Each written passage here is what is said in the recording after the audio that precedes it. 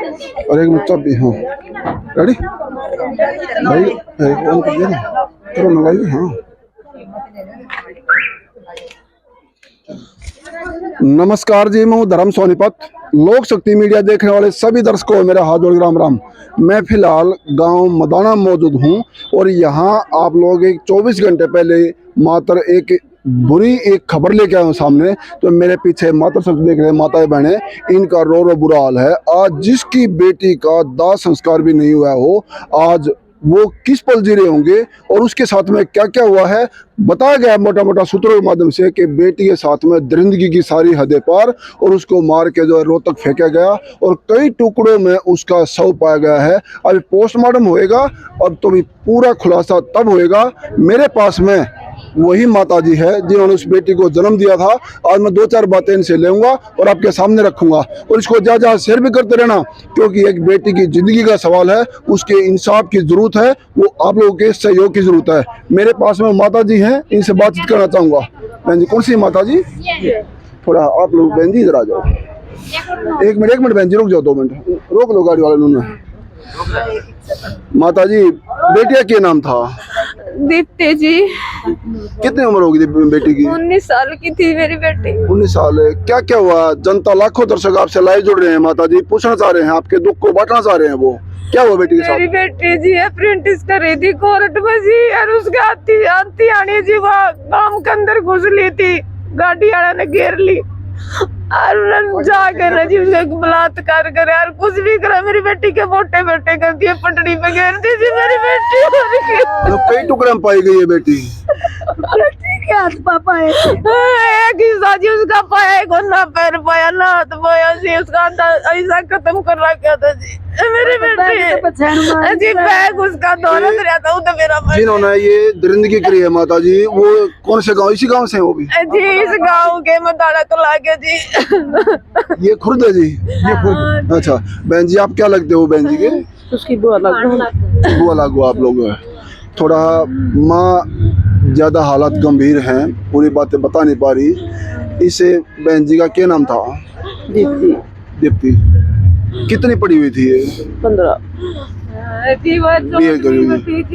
आज जो दरिंदगी हुई है, ये गांव में से उठा के ले गए हैं या कई बार से? गांव में से। इसी गांव में से ही। ये उस समय कोर्स के लिए जो एजुकेशन कर रही थी, पढ़ रही थी, जा रही थी कि वहाँ से करके आ रही थी?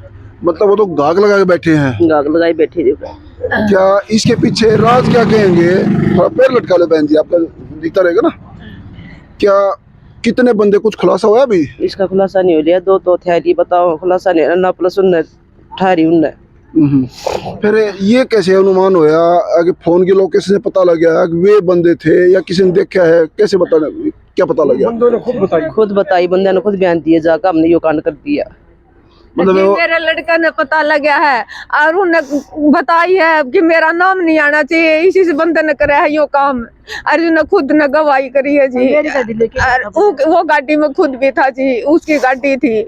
मतलब जो साथ में था उन्होंने आपके बेटे से बता दी? हाँ बता दी जी। और पुलिस वाला नहीं बेरा लग गया था, पर जी कोई सुनाई नहीं हो रही। मेरी बेटी का इंसाफ चाहिए जी हमें। इंसाफ जरूर मिलेगा माता जी, ऐसा कभी हुआ नहीं जो हमारी पुलिस प्रशासन इस बात को इग्नोर कर देगी, क्योंकि एक बेटी का जिंदगी का सवाल है। आपके कितने बच्चे हैं बहन जी? मेरा जी 4 बच्चे थे, 2 लड़की 2 लड़की, 3 रह गए जी। 2 बेटी 2 बेटे। अच्छा, ये कौन से नंबर की थी? जी दूसरा नंबर की थी। ये बड़ी बेटी है? ये मेरी बड़ी बेटे थोड़ा आगे हो गए, आप इधर आ जाओ। बोलाडो, आप इधर आ जाओ, थोड़ा आगे आ जाओ। आपका क्या नाम बेटे? आपसे दीप्ति छोटी थी बड़ी थी? छोटी थी मेरे से। आप क्या काम करते हो? मैं BA फाइनल में हूँ। वो आपसे छोटी थी? वो भी सेकंड ईयर में थी? सेकंड ईयर में, और साथ ITI भी की है उसने। तो अच्छा। उसको पाकि ट्रेड से वो कोर्ट में अप्रेंटिस लग गई थी उसकी जी। वो 1 महीने से जा रही थी कोर्ट में और वो घर पे आने लग रही थी।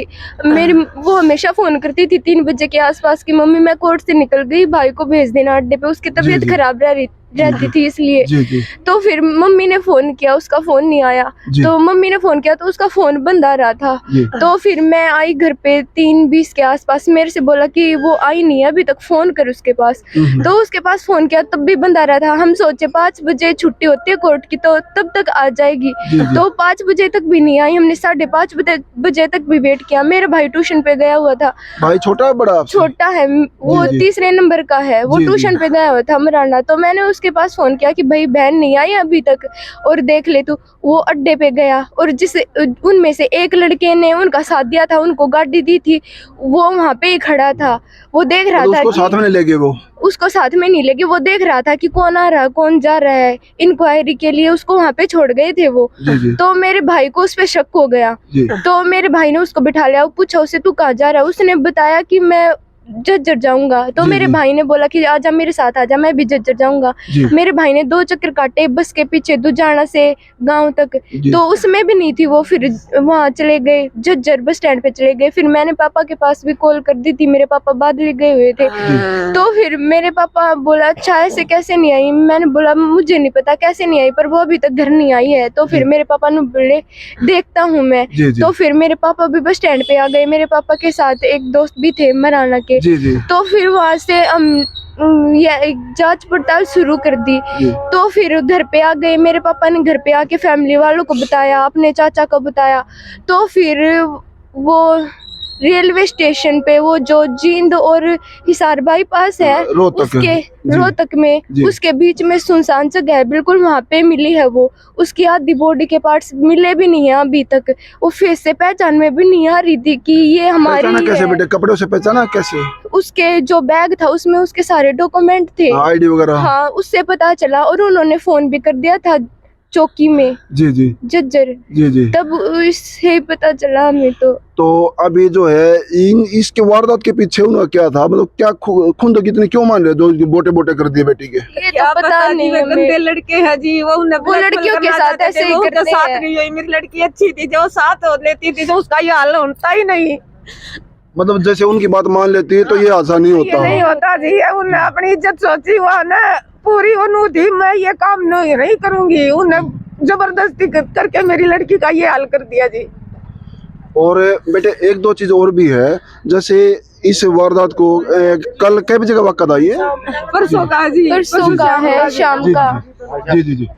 आज ये दरिंदगी की सारी हदें पार एक जवान बेटी कुछ पढ़ना चाहती है, आगे बढ़ना चाहती है, लेकिन वो शिकार कैसे हुई है ये बड़ी बेटी ने बताया खुल के। जो है एक मानवता और रिश्ते शर्मसार होने वाले। मेरे पास में एक दो बुजुर्ग लोग हैं, मैं एक दो और जानना चाहता हूँ। हाँ जी, राम राम जी। राम राम जी। आप क्या लगो साहब दीप्ति के? मैं चाचा लगता हूँ, ताऊ लगता हूँ जी। ताऊ लगते हो जी। एक बार आप बैठ जाओ, बड़े बुजुर्ग हो, बैठ जाओ आप लोग।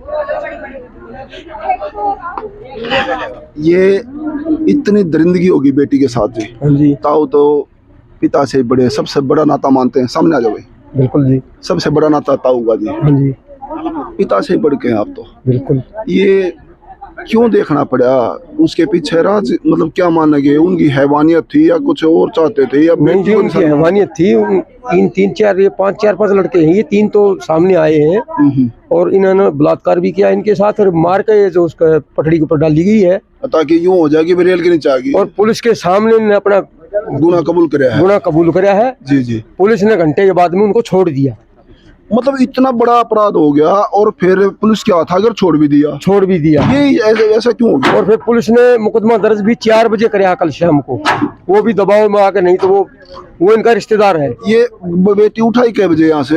ये बेटी उठाई है 5 सवा 5 बजे के आसपास शाम को। शाम को परसों या कल? परसों जी। परसों शाम को। परसों शाम 24 घंटे बाद जो है गाँव के पास से उठाई है, कभी घरों के पास ही अपना जोड़ है जी, जी, इस जोड़ के पास से उठा के ले गई है। जी जी जी। हाँ जी। अभी क्या चाहते हैं सर आप लोग? हम जी ये चाहते हैं कि हमारे को न्याय मिलना चाहिए जी। आरोपी चाहे कोई भी हो, आरोपी कोई भी हो जी, बिल्कुल न्याय मिलना चाहिए। पुलिस के सामने कबूल भी कर लिया, फिर छोड़ भी दिए। बहुत मतलब एक गंभीरता का मामला है जी। बिल्कुल जी। एक ये हो ना, आरोपी आए नहीं हाथ है और एक आरोपी हाथ आ गया। उन्होंने खुद अपना कबूल कर लिया ना जी, गुनाह भी कबूल कराया। उन्होंने कहा कि हमने कराया काम। जी जी जी। फिर भी छोड़ दिया। जी जी। और फिर मुकदमा दर्ज करने के लिए कहा तो वो आनाकानी करने लगे। उनके रिश्तेदार है वो खुद, जी जी जी, जो आईओ था वो इनका रिश्तेदार है आरोपियों का। जी जी, तो ये उसको छोड़ मुकदमा दर्ज नहीं करना चाह रहा था, जी तो जबरदस्ती मुकदमा दर्ज करवा दूसरे ने कराया है। नहीं, हमारे माननीय अधिकारी एसपी साहब, डीएसपी साहब कभी इस ऐसे मामले में ढिलाई देते नहीं कभी। हाँ, उनके पास तो अभी पहुंचे नहीं, अभी वहीं जा रहे हैं एसपी के पास। जी जी जी, वहीं जा रहे हैं। भाई मामला आपने देखा है और बारी बारी से अपडेट देते रहेंगे। इसमें जो भी तथ्य सामने निकल के आएगा और वो आपके सामने जरूर लाएंगे। ये ताऊ जी हैं, माता जी, बहन, सब ने खुलासा किया बिल्कुल मामले का और पुलिस के सामने बताया गया, कबूल कर रहे हैं। मैं किसी बात की पुष्टि मीडिया की नहीं है, तमाम बातें पीड़ित परिवार का बताना है। और एक बेटी को इंसान मिलना चाहिए। दीप्ति हत्याकांड बहुत गहरा मामला हुआ है। आप लोग इसको ज्यादा शेयर करते रहना, आपका शेयर करना ही इस बेटी को इंसाफ मिलेगा। धन्यवाद। सत्यमेव जयते। सर जी, अभी कर लो, किधर जा रहे हैं अभी? अभी रोहतक जा